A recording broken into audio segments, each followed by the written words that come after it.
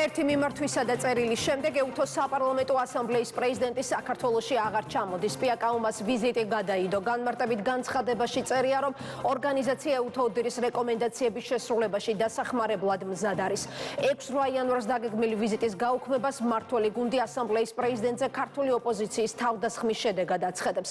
ვიზიტის გადადებამდე მაღალი რანგის სტუმრის ჩამოსვლის დაანონსებას ქართულ პოლიტიკურ წრეებში საკმაოდ დიდი რეზონანსი და მძიმე რეაქციები მოჰყვა.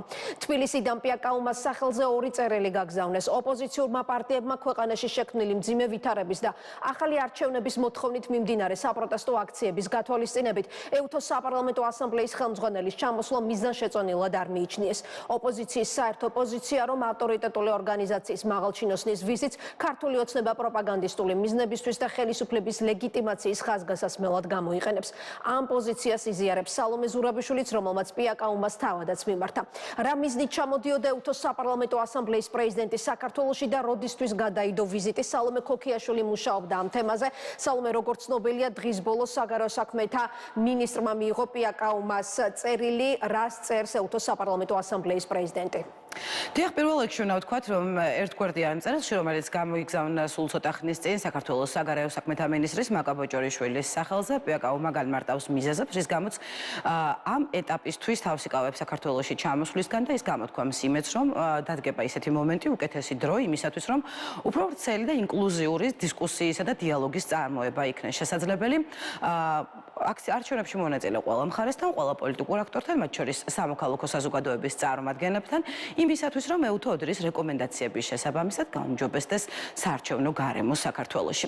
რაც შეეხება ოპოზიციის ერთ-ერთ მთავარ წუხილს, რომელსაც ეძღვნებოდა საქართველოდან გაგზავნილი წერილები, მათ შორის საჯარო კომენტარებიც, რომლებშიც ოპოზიციის წარმომადგენლები საუბრობდნენ იმაზე, რომ პიაკაუმას ვიზიტი საქართველოს ხელისუფლებას შესაძლებელი იყო გამოეყენებინა ერთგვარი ლეგიტიმაციისთვის, უნდა ვთქვათ, რომ თავად ეს წერილი მაგალითად ამ არგუმენტს ერთგვარად ხსნის დღის წესრიგიდან.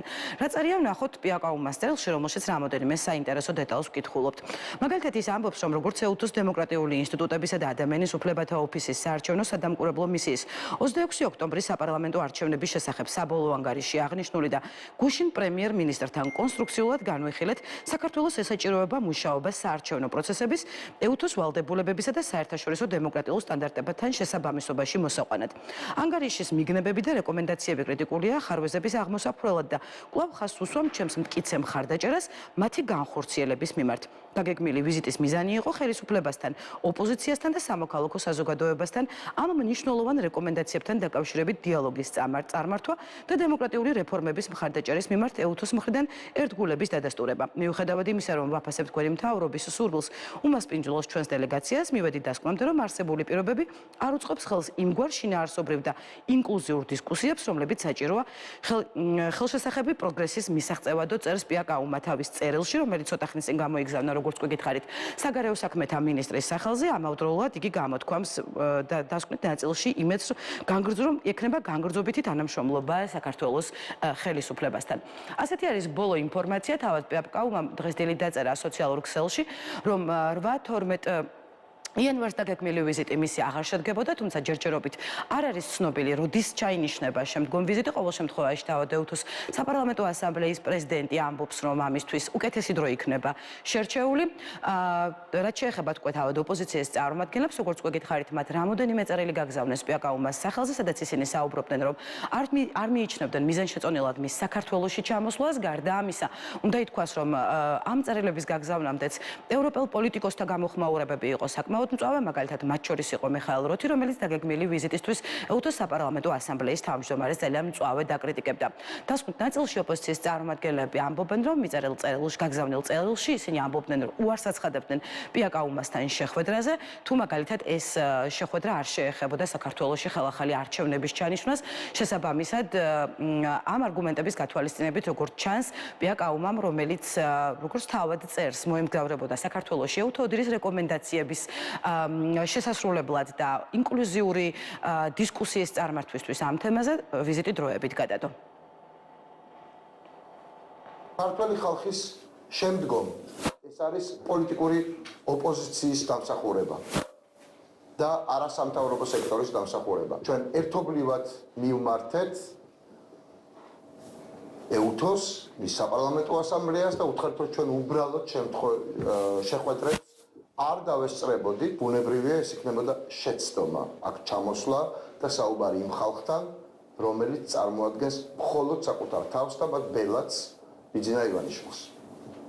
ეს შეცდომა სამწუხაროდ დაუშვა ევროსაბჭომ და მისმა თავმჯდომარემ და საბედნიეროდ ეს შეცდომა არ განმეორდა ეუთოს შემთხვევაში. სხვა ხალხარჩევნებს არ ეხება მოლაპარაკება, სხვა ვერაფერი პოლიტიკურ კრიზისს ამ ქვეყანაში ვერ განტვირთავს, ამიტომ აუცილებელია, რომ ეს მედიაცია და მთელი ეს ძალისხმევა საერთაშორისო იყოს მიმართული ამ მიმართულებით. მათ შორის მადლობა მინდა გადაუხადო ეუთოს საპარლამენტო ასამბლეის პრეზიდენტს, რომ სხვა ყველა მნიშვნელოვან მდგენელთან ერთად გაითვალისწინა ის ღია წერილი, რომელთაც ოპოზიციურმა ჯგუფებმა მას მიმართეთ. ძალიან მნიშვნელოვანი არის ესეთი სახის ვიზიტები კონკრეტულ პერიოდში ჩატარდეს. ამ პერიოდში, სადაც ჩვენი მოსახლეობა და ჩვენ ვითხოვთ ხელახალი არჩევნების დანიშვნას, უკანონოდ დაკავებულების გათავისუფლებას, ძალიან მნიშვნელოვანია, რომ ესეთი მნიშვნელოვანი ვიზიტები არ განხორციელდეს და ივანიშვილის რეჟიმის მხრიდან არ იყოს ეს გამოყენებული ლეგიტიმაციის შეძენის და რაიმე სახის სპეკულაციების მიმართულებით. თუმცა ლეგიტიმაცია, რომელზეც საუბრობენ ოპოზიციის წარმომადგენლები, პრინციპში შეგვიძლია ამოვიკითხოთ თავად პიაკაუმას ბოლო წერილში, სადაც ის საუბრობს საქართველოს მთავრობასთან გაგრძობით თანამშრომლობაზე, საუბრობს იმაზე, რომ ესაუბრა საქართველოს პრემიერ-მინისტრს და რომ ის ჩამოვა საქართველოში გაცილებით უფრო შესაბამის დროს. რაც შეეხება უკვე თავად მმართველი პარტიის წარმომადგენლებს, ისინი ამბობენ, რომ ერთის მხრივ ეუთოოდირმა უკვე დაადასტურა და მათ შორის პიაკაუმამაც უკვე დაადასტურა და არჩევნები და რაც აღნიშნულია მმართველი პარტიის წარმომადგენელთა აზრით ეუთოოდირის დასკვნაში და ამ დასკვნაში მოყვანილ რეკომენდაციებში, რაც შეეხება ჯამურად აღიარებას, მმართველი პარტიის წარმომადგენლებს არაერთხელ განუმარტავთ, რომ ზოგადად საქართველოში ჩატარებულ არჩევნებს ამ ლეგიტიმაციას ანიჭებს მხოლოდ და მხოლოდ ამ მრჩეველი.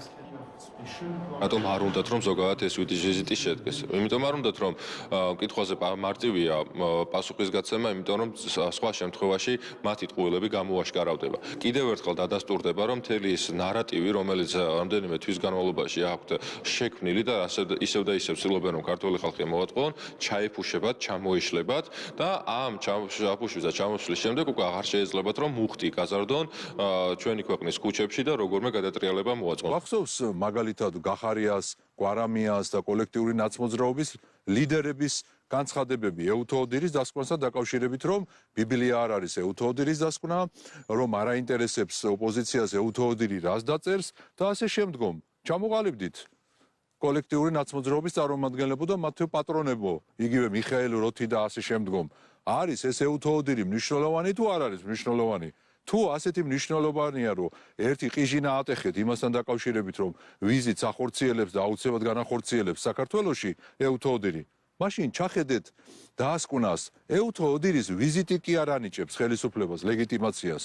ეუთოოდირის დასკვნები ანიჭებს ლეგიტიმაციას, ხელისუფლებას. ქალბატონი პიაკაუმას ვიზიტის გადადება კიდევ ერთხელ მიუთითებს იმაზე, თუ რა ძალები ებრძვია დღეს ჩვენ სახელმწიფოს, რა ძალებს არ უნდათ მშვიდობა და სტაბილურობა ქვეყანაში და თქო უნდა ვიზიტის გადადება ამ შემთხვევაში ცუდი პრეცედენტია, რადგან აღმოჩნდა, რომ ქალბატონია ვერ გაუძლო იმ ზეწოლას, რომელიც არა მხოლოდ საქართველოსთან, არამედ მათ შორის სხვა ქვეყნებიდან, ევროპარლამენტიდან გაკეთდა. ვიზიტის გადადება მიუთითებს მათ შორის იმაზე, რომ თავად ოპოზიცია, სამოქალაქო სექტორი და მედია არ აღმოჩნდა მასთან სალაპარაკოძად, რადგან იცით, რომ იგივე ეუთოს დასკვნაზე შავი თეთრი წერია, რომ არჩევნები იყო კონკრეტულნარიანი. თავარი ვიზიტის ამოცანა იყო, რომ ჩვენ უკვე დაგვეწყო მუშაობა ოპოზიციასთან ერთად, სამოქალაქო სექტორთან ერთად იმ შენიშვნებზე და რეკომენდაციებზე, რომელიც ქონდა ეუთოს და რა თქმა უნდა ამისათვის არზაობა კიდევ ერთხელ მიუთითებს, რომ ოპოზიციის თავარი არ არის არჩევნები, თავარი ეს ხელისუფლებაში მოვიდნენ და რაც ყველაზე მთავარია სამწუხაროდ სწორედ არჩევნების გარეშე ასეთი იყო შეფასებები პიაკაუმას გადადებულ ვიზიტთან დაკავშირებით, როგორც ირკვევა ჯერჯერობით, როგორც ჩანს, ყოველ შემთხვევაში ინკლუზიურ ფორმატში ეუთოოდირის რეკომენდაციების შესრულებაზე მუშაობა ვერ დაიწყება.